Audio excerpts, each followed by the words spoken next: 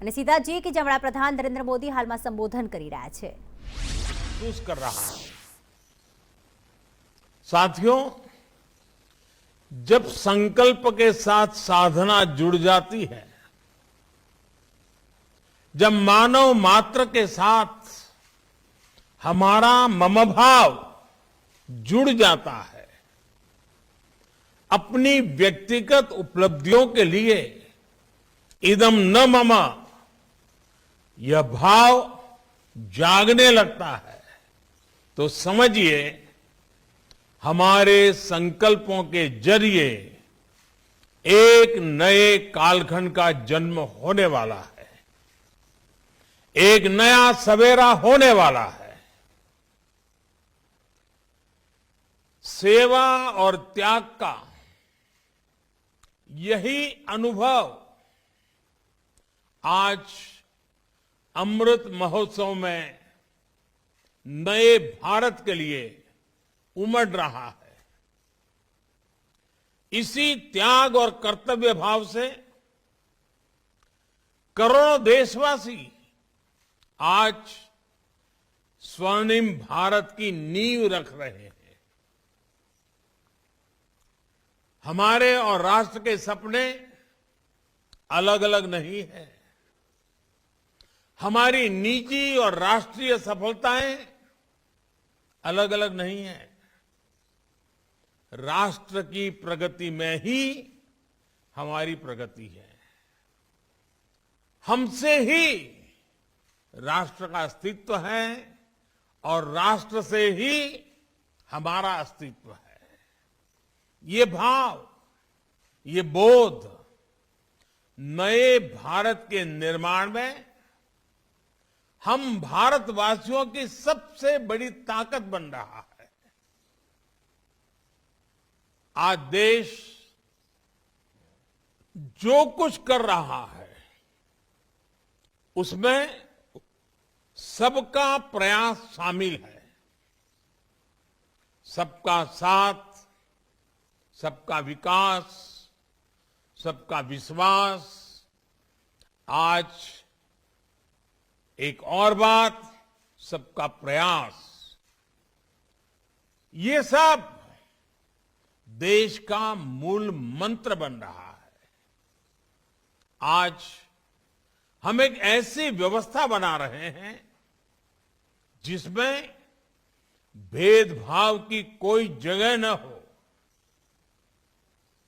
एक ऐसा समाज बना रहे हैं जो समानता और सामाजिक न्याय की बुनियाद पर मजबूती से खड़ा हो। हम एक ऐसे भारत को उभरते देख रहे हैं जिसकी सोच और अप्रोच नई है, जिसके निर्णय प्रगतिशील हैं। साथियों, भारत की सबसे बड़ी ताकत यह है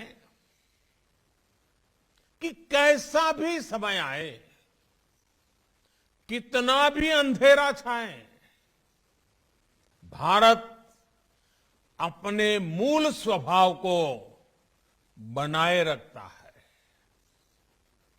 हमारा युगों युगों का इतिहास इस बात का साक्षी है।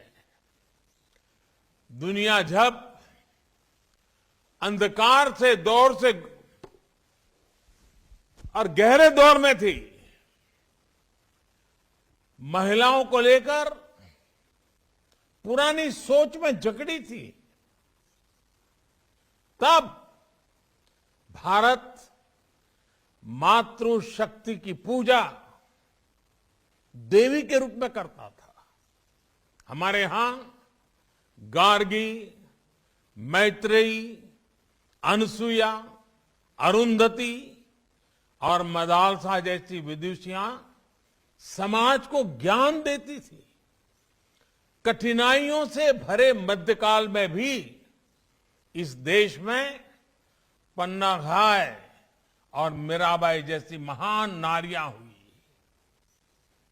और अमृत महोत्सव में देश जिन स्वाधीनता संग्राम के इतिहास को याद कर रहा है, उसमें भी कितनी ही महिलाओं ने परंपराओं और विरासत से जुड़ी होगी और जिसका विस्तार आधुनिकता के आकाश में अनंत तक होगा।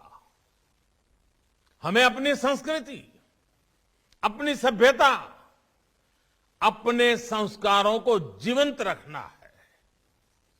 अपनी आध्यात्मिकता को, अपनी विविधता को संरक्षित और संवर्धित करना है और साथ ही टेक्नोलॉजी, इंफ्रास्ट्रक्चर, एजुकेशन, हेल्थ की संस्थाओं को निरंतर आधुनिक भी बनाना है। देश के इन प्रयासों में आप सभी की, ब्रह्मा कुमारी जैसी आध्यात्मिक संस्थाओं की बड़ी भूमिका है। मुझे खुशी है कि आप आध्यात्म के साथ साथ शिक्षा, स्वास्थ्य और कृषि जैसे कई क्षेत्रों में कई बड़े बड़े काम कर रहे हैं और आज जिस अभियान को आरंभ कर रहे हैं, आप उसे ही आगे बढ़ा रहे हैं। अमृत महोत्सव के लिए आपने कई लक्ष्य भी तय किए हैं। आपके ये प्रयास देश को अवश्य एक नई ऊर्जा देंगे, नई शक्ति देंगे। आज देश किसानों को समृद्ध और आत्मनिर्भर बनाने के लिए ऑर्गेनिक फार्मिंग और नेचुरल फार्मिंग, प्राकृतिक खेती की दिशा में प्रयास कर रहा है। खान पान, आहार की शुद्धता को लेकर हमारी ब्रह्मा कुमारी बहनें समाज को लगातार जागरूक करती रही है। लेकिन गुणवत्तापूर्ण आहार के लिए गुणवत्तापूर्ण उत्पादन भी जरूरी है। इसलिए ब्रह्मा कुमारी नेचुरल फार्मिंग को प्रमोट करने के लिए, प्राकृतिक खेती को बढ़ावा देने के लिए एक बहुत बड़ी प्रेरणा बन सकती है। कुछ गांवों को प्रेरित करके ऐसे मॉडल खड़े किए जा सकते हैं। इसी तरह क्लीन एनर्जी के और पर्यावरण के क्षेत्र में भी दुनिया को भारत से बहुत अपेक्षाएं हैं। आज क्लीन एनर्जी के कई विकल्प विकसित हो रहे हैं। इसे लेकर भी जन जागरण के लिए बड़े अभियान की जरूरत है। ब्रह्मा कुमारी ने तो सोलर पावर के क्षेत्र में सबके सामने एक उदाहरण रखा है। कितने ही समय से आपके आश्रम की रसोई में सोलर पावर से खाना बनाया जा रहा है।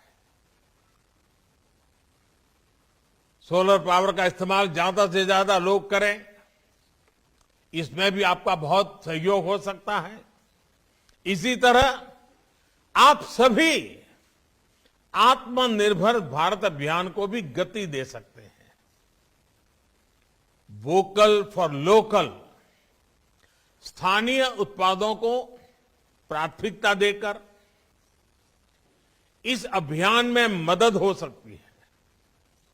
साथियों, अमृत काल का ये समय सोते हुए सपने देखने का नहीं, बल्कि जागृत होकर अपने संकल्प पूरे करने का है। आने वाले 25 साल परिश्रम की पराकाष्ठा